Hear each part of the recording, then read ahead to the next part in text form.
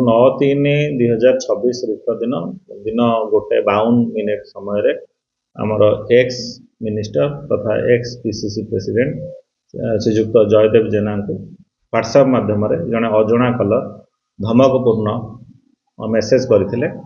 ତେଣୁ ଏ ବାବଦରେ ଶ୍ରୀ ଜୟଦେବ ଜେନାଙ୍କର ଲିଖିତ ଅଭିଯୋଗ କ୍ରମେ ନନ୍ଦିପଦା ଥାନାରେ କେସ୍ ନମ୍ବର 104/26 ରୁଜୁ କରାଯାଇଛି ଏବଂ ଏହି କେସ୍ ରୁଜୁ ପରେ ପୁଲିସ ଏହି କେସ୍କୁ ଅତ୍ୟନ୍ତ ଗୁରୁତର ସହିତ ନେଇ ତଦନ୍ତ ଆରମ୍ଭ କରିଥିଲା। ଏସ୍ପି କେଉଁଝରଙ୍କ ନିର୍ଦ୍ଦେଶ ମତେ 2ଟି ଟିମ୍ ସ୍ପେଶାଲ ଟିମ୍ ଗଠନ କରାଯାଇଥିଲା।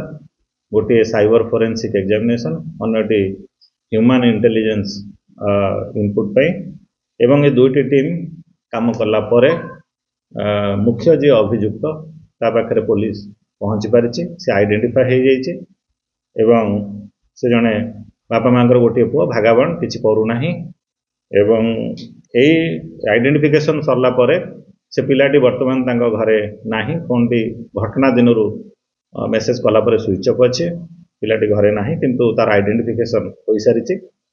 ତେଣୁ ଏ ବାବଦରେ ଆମେ ମଲ୍ଟିପଲ୍ ଟିମ୍ ମଧ୍ୟ ତିଆରି କରିଛୁ ଏବଂ ପିଲାଟିକୁ ଗିରଫ କରିବା ପାଇଁ ମୁଁ ଆପଣମାନଙ୍କ ମାଧ୍ୟମରେ ସମସ୍ତ ପବ୍ଲିକଙ୍କୁ